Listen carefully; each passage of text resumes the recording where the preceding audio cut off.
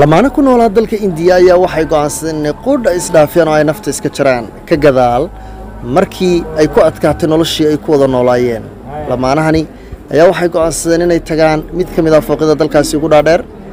si ay halkaas iskaga soo tuuraan maalin ay israaceen waxay tageen fooq ka kooban 20 biyaano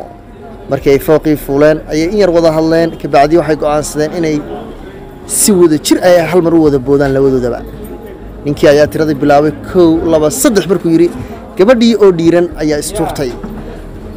ninkii dib ayuu u yaraha kaday wuxuu yiri bal sidee dhulka ugu dhacdo aad aragtid hayeshe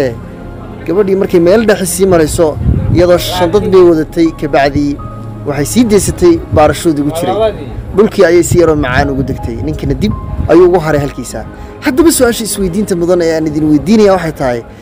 yaa khiyaano badan ama yaa khiyaano waday